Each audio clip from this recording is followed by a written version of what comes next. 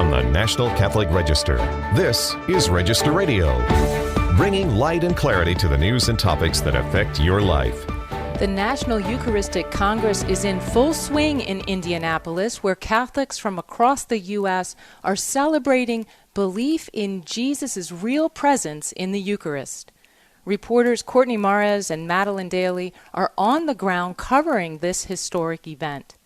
Then we turn to an unexpected historic moment, the assassination attempt of former President Donald Trump, and how it affected the Republican National Convention that met this week in Milwaukee. Catholic News Agency's Ken Oliver reports from the convention. I'm Jeanette DeMello, Executive Director of the National Catholic Register and Catholic News Agency. I'm your host here on Register Radio. And as I mentioned, I'm joined by two members of the EWTN News team that is covering the National Eucharistic Congress in Indianapolis. Courtney is a veteran reporter who has mostly covered Vatican news for Catholic News Agency. And Madeline Daley is an intern for EWTN's Church Pop and digital media. Both are attending the National Eucharistic Congress, which is a historic event in our lifetime since the last one was held 83 years ago in 1941. So let's first turn to the newbie reporter, Madeline. Madeline, welcome. Thank you. So what are you seeing on the ground there in Indianapolis? We're talking on Thursday, so there's only been a couple of days of events, but what are you seeing? Yeah, first thing when I arrived, it was just immediately I saw this insanely long line, and I knew it was the registration line, and I knew I had to get to the back in order to get my credentials and everything. And I just kept walking and walking and walking, and it ended up being probably around a mile long. Wow. And I think it was probably around an hour to an hour and a half to wait in. But it was still worth it because I got to talk to so many people in line and basically got people's live stories entirely in that hour and a half. And it's a very similar environment to that of other Catholic conferences I've been to Seek in the past. And then also just thinking more on a scale that everyone could relate to. In my head, it just reminds me so much of Sunday Mass when you're leaving at the end and everybody's gathering in the back and maybe there's a parish dinner or a Catholic center dinner or something like that. And it's just constantly that environment where everybody is super happy to see each other, and you're seeing people you know, but meeting new people and learning all about them. And people are just sharing very intimate stories about their lives. Absolutely. Simply because we share the common belief of Catholicism together in the same place. Yeah, that's so amazing. What I hear is an experience of familiarity, despite the fact that you are coming together from all parts of the country. That's a pretty interesting description of just that kind of familiarity of being at a parish event. So you are attending with your family. You were not originally a part of the news team that we were sending out there. And of course, we're pulling you into the news reporting since you were going to be there. But what led your family to make this pilgrimage? Well, I would say that I've been raised in a family that is a pretty middle-of-the-line cradle Catholic family. We've always had the faith, and it's always been a part of our lives. But when my siblings and I all got to college, we're all within 3 years of each other, so we were all in college at the same time. We all really became very involved in our Newman Centers and in our Catholic groups. And so since then, we've gone to Seek with Focus Catholic and things like that. And when this opportunity came up, I thought that this would be a perfect opportunity for my entire family to go and not just have my siblings and I get to go to events like this. And so I told my mom about it immediately. I heard about it but a year ago, last July 17th, when I was interning in the Focus Catholic office, and they were telling us about this event being announced on that day. And I immediately called my mom during work, and I was like, we need to sign up for this. And so she got to actually come with our parish, and she works for Director of Communications for our parish, or Director of Religious Education, and works with communications. So she actually got sent by the parish, but then our whole family got to come along with her. Oh, that's great. It's a great moment to be there as a family and to be there as a young person with other young people, your siblings. So we'll get back to you in a second. I'm going to ask you about the young participation there, but I want to turn to Courtney. Courtney, as I mentioned, you are usually our Vatican correspondent, and yet you put your hand up to cover this event. You've come all the way from Rome. What made you want to come from Rome to cover this event? You cover so many events at the Vatican. Why this one? It has been such a joy to be here in Indianapolis with tens of thousands of other Catholics from all across the U.S. And so for me, living in Rome for the past 6 years, it's really been a treat just to see that the church in the U.S. so alive and so vibrant. There's people here from all 50 states, and the fact that everyone's coming together in this moment of unity around the Eucharist has been so special. And there's many reasons why I wanted to come, but one of them is because of this book project that I've been working on, or actually it just published, about Blessed Carlo Acutis. And he's been just a huge presence here. It's been really great to see at the National Eucharistic Congress. We actually have a relic of his heart here in the Reliquary Chapel. And then yesterday, the sculptor, Timothy Schmaltz, was actually live sculpting a bust of Blessed Carlo.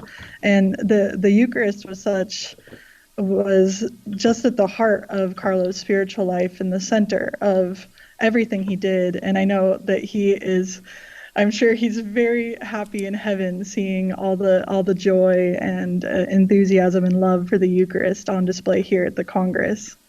Yes, and of course we're waiting for the announcement of when he will be, is it beatified? To be canonized. Canonized, that's right. He's already beatified. Yeah, next year we're expecting. During the Jubilee year, we're just waiting for the dates. Wonderful, wonderful. So, Courtney, I know that you were charged with the task of trying to figure out who is there, how many people are there. I know it's, again, only the second day, but who is expected? Yeah, I spoke with the organizers at the end of the day yesterday, and they said that 48,800 passes were claimed. So that's who was in that, tremendous line, hours-long line yesterday. But thousands more are expected over the next 4 days, especially people who weren't able to take the time off work, and much more people are expected over the weekends as the Congress goes through Saturday and Sunday. But among the attendees, there's well over 1,000 priests registered and 200 bishops and cardinals. I just attended one of the impact sessions for clergy at the conference, in which Scott Hahn gave a meditation on the road to Emmaus and how to rekindle amazement in Christ's Eucharistic presence was the words he used. And it was just so great to see such a large gathering of priests all together at this Congress, from all over the country. I met people coming from Hawaii, Boston, Texas, Chicago, and it was really fun just to see, just to meet as many people as you could in the line for the Congress yesterday. I met some sweet newlyweds who, they're actually celebrating their 1-year wedding anniversary here at the Congress, and they spoke to me about how much the Eucharist has meant in their relationship and now in their marriage, and how they wanted to mark this milestone here. I also met one of the Eucharistic pilgrims who traveled 2,200 miles across 12 states over 2 months to get here. And she was part of the Junipero-Serra route that started in San Francisco, California. And that's one of 4 routes that traverse the country, sometimes on foot, to get here to Indianapolis. So it's just been really, after the first day, a moment of joy to have all these people together. And although I'm based at the Vatican, I've seen so many familiar faces here, despite the tens of thousands of people. It's been fun running into people from years ago, different the Catholic stages of life. Is so small. We're all out here for different reasons. Yes, exactly. So I'm talking to Courtney Mares and Madeline Daley. We are talking about the National Eucharistic Congress here on Register Radio, and I want to point you to a story at CatholicNewsAgency.com. It's National Eucharistic Congress begins in Indianapolis. We did this for you. That's a story that was written by Courtney and another colleague, Jonah McEwen, who was also on the ground. Madeline, I want to turn to you. Courtney mentioned the pilgrims. Many of those pilgrims were young people who had the time to actually spend traversing the country. You've been on the ground there. Have you been able to talk to some of your peers who were there? Why are they attending? I have. So I've seen actually familiar faces from past conferences and past ministries I've worked with. And one of the first people I found was one of the perpetual pilgrims from the St. Juan Diego route. She's my best friend and roommate back at school. And so I found her immediately upon walking in, which was amazing. And she was introducing me to all of these people she had met along the way. And they were all young, vibrant Catholics, some still in school, some recently graduated. And they were all so excited to be at these events again, because I walk in a lot of circles where we are constantly going to events like this. For instance, Speak. I know I've mentioned that already, but just seeing people, these conferences is so amazing. And I feel like we, I guess, speaking as the young people, we crave to come back to things like this to rekindle those relationships with people we've met at these events in the past and people we've met at different ministries. And then I've also just talked to a lot of friends who were sent here for free by their diocese or by seminaries or their parishes. And that has just been such a blessing to hear those people talk about how they had no expectations of coming, and then just by the sheer providence that God sent them via a free pass from someone random in their life. And those people are some of the most grateful people to be here, and they just share so much joy with me when they see me and get to share the fact that they got to get here for free. So that's been kind of my experience, seeing people I know and people that I haven't even met before. Yes, and very quickly, in a brief summary, what do you think people will take away from this, Madeline? I definitely think that people are going to take away just the supernatural power of the Eucharist and what it holds in our hearts. I don't think that this will be just one retreat high that lasts for a couple days after the conference. I think that in receiving Jesus and actually spending time in his presence with these thousands of people, that we're going to eternally take away his goodness and be able to actually radiate that to others. Absolutely, and that's what you're supposed to take away. It's supposed to send you on mission, and so we hope that happens. You've been listening to Register Radio on EWTN. I'm Jeanette DeMello. We'll be coming back to talk to Ken Oliver about the Republican National Convention. He's been on the ground there, so stay tuned for more.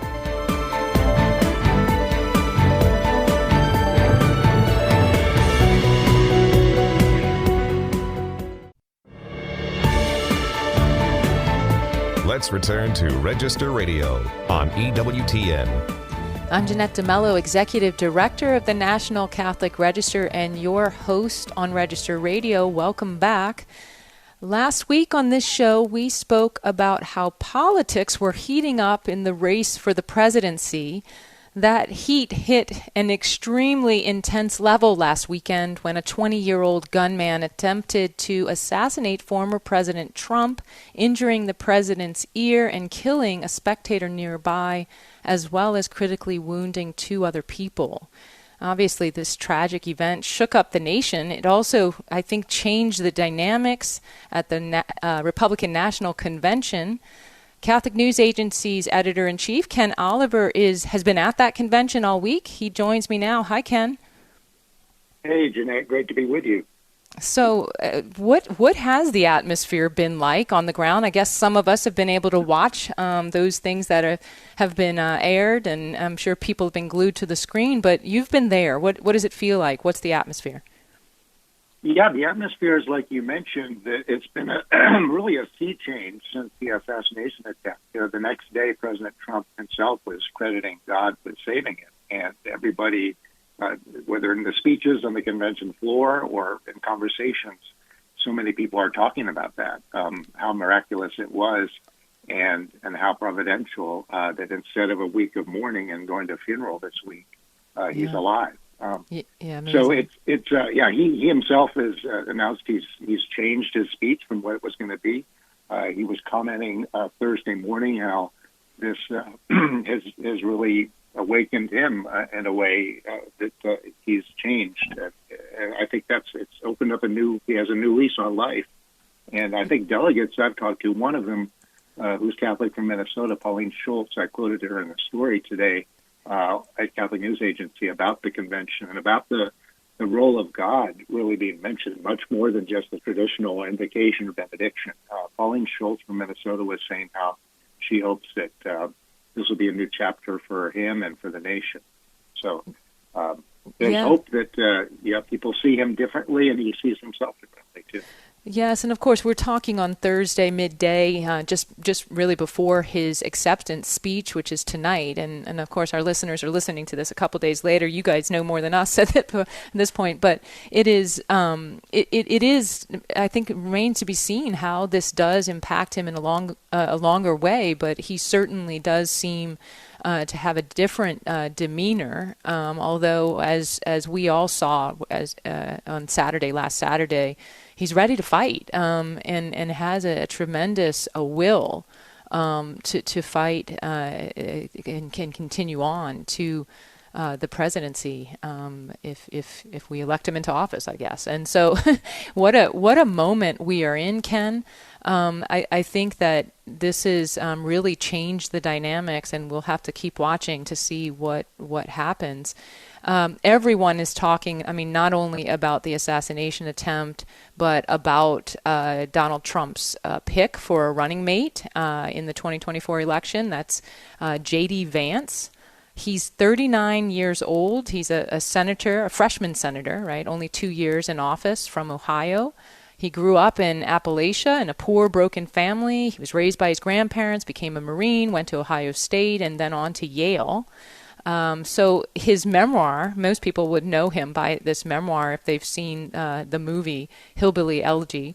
The memoir was published in 2016 and sold 3 million copies. So here we have a young and dynamic man who is standing on side of Trump.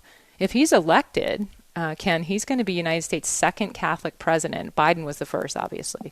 So what can you tell us about J.D. Vance's faith? Yeah, it's really fascinating. I'm glad that our team, both at the Catholic News Agency and National Catholic Register, were prepping and identifying him. And we have some great articles by Matt McDonald and Peter Pinero about the Catholic part. In fact, being an intellectual, he's an author, as you mentioned. He's very articulate about his conversion. He's a recent convert. 2019 came into the church, and he's explained it in his own words. And he sounds like a St. Augustine, Jeanette. In fact, his confirmation name is Augustine, or his saint. I'm sorry, his confirmation saint is St. Augustine.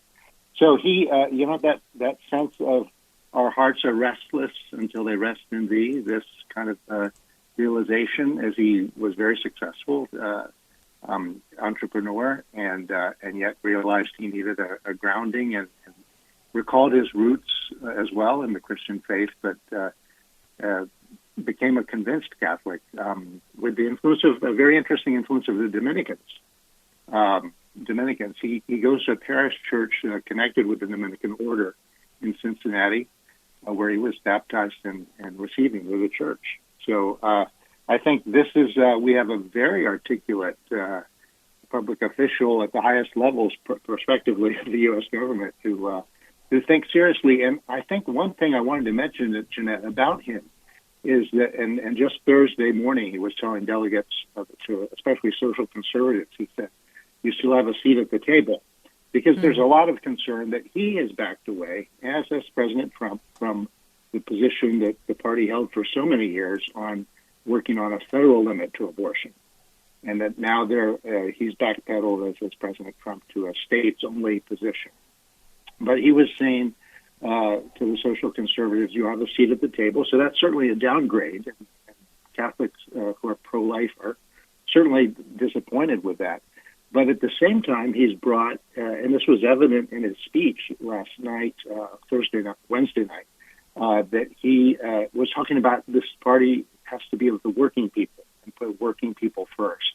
And this was seen, too, during the convention when you had a union president. This was unheard of in Republican conventions of years past. So you're seeing more of the social teaching of the church, perhaps on the economic side, rising, whereas the social conservative side is falling back a bit. Right. It's certainly a new moment for the Republican Party. We'll talk more about that in a moment. This is Jeanette DeMello on Register Radio, talking with Catholic News Agency's editor-in-chief, Ken Oliver, who has been at the Republican National Convention this week, and we're talking about that very topic. So I want to point out a couple of articles. You did mention the one that you wrote, and that is spiritual tone at RNC heightened in wake of Trump assassination.